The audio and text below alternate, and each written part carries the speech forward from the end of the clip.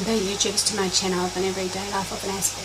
If you're following me right now, I'm AspieAnswersAll, and I'm all about creating mental health awareness and sharing my stories of AS, OCD and the like, as well as just creating mental health series that I've been addressing to you all. I welcome to the newbies on my channel basically, as well as the oldies, and I'm hoping that some of these video series has been educating and motivating you all, inspiring you all in one way or another of some of the information that I'm giving you as I'm educating you all.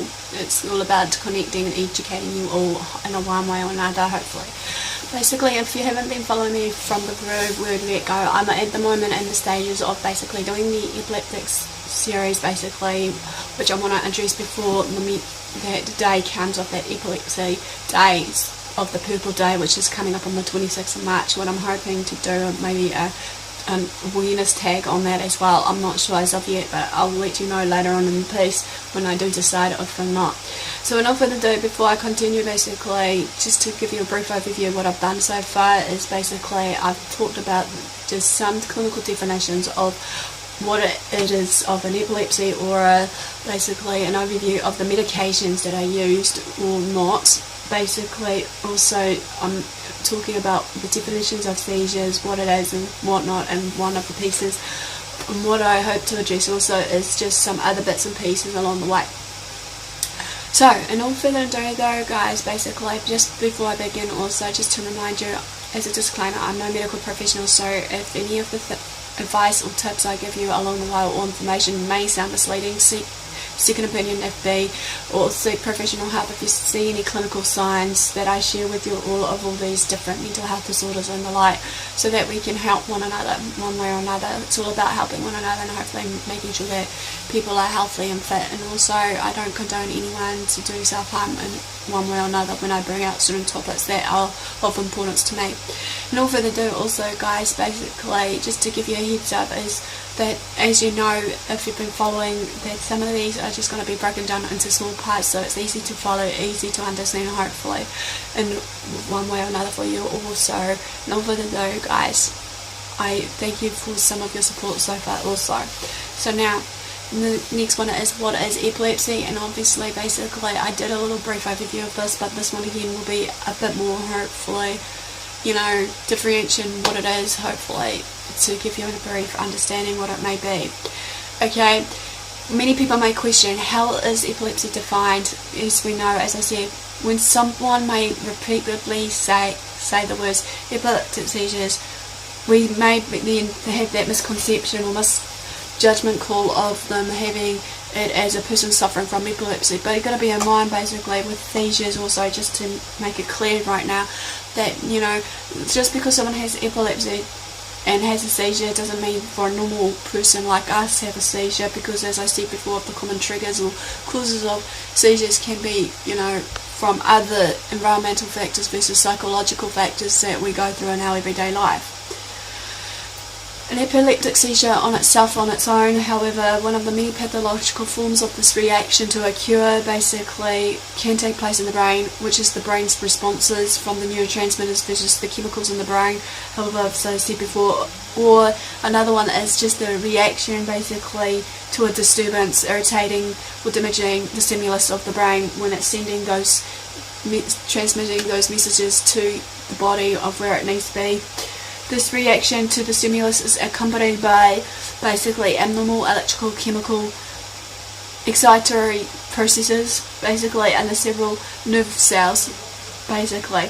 This pathological process takes place when suddenly an unnaturally large number of nerve cells are stimulated simultaneously over and over again, basically creating excitement in the neurotransmitters, even though, you know, the circuit is cut short. Taking place when suddenly an unnaturally large number of nerve cells, causing a difference in the voltage between the outer side of the brain versus, or shall we say, outer side of the cell wall and the inside of the cell, which is the membrane potential. This voltage difference is then suddenly discharged, creating a kind of storm in the brain, or as someone used to call it, you know, imagine an electrical circuit board that the fuses are being cut off, or sometimes if the fuses ain't met properly, sometimes it'll just have a, you know, circuit overboard flow of, you know, discharges of making the fuse blow out. So this is how it feels for someone that may be suffering from epilepsy.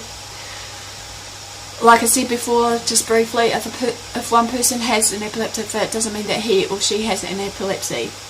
Only then, when that person obviously suffers from repeated stimuli spontaneously with these seizures, epileptic, without any direct trigger, should they be diagnosed as having epilepsy, is a big question. Epilepsy is therefore also known as a chronic illness, however, which can go on for many years, but that doesn't mean it will necessarily last a lifetime. Some epileptic patients will be fine with the right treatment and management steps to go about it. Okay, to end this, the term epilepsy is derived from the Greek word of epilepsy, which means to seize upon or to attack. Thus, epilepsy is a seizure rather than a disease. Many people may think that epilepsy is a disease, but it's not, which causes seizures to occur. As however, there are many different types of seizures, it is better to speak of epilepsies. But therefore, basically, also, like I said, I'm going to be bringing that out later on in the piece about the different types of seizures. So, not further ado, this is the ending of the introductory, hopefully more importantly, educational part of the what is epilepsy. Hopefully, give me the likes of the thumbs up to support, basically, just to show that you're engaging and you're liking the videos. Give me comments below if I'm missing out any information that you feel is of relevance to you guys that you may want in this part of the series. I'm open this floorboard to you. Also, I'm opening it as a challenge for other people that maybe have been on my channel or have not been. They want to basically share their life stories with epilepsy or any other mental health disorders. Feel free to do so. No pressure, but like I said, I'm all about creating an awareness and understanding for everyone as well. So basically, share the videos around to family and friends to create this awareness and spread it around. Also, share any other videos you feel in your heart to share with your friends and family. Also, subscribe to my channel if you haven't done so for daily, weekly vlogs. Do what you love what you do, love one another, basically, be kind to one another if you can, forgive one another as well as yourself, and love yourself. Until next time, thanks for your support so far, thanks for watching, I'll see you all soon.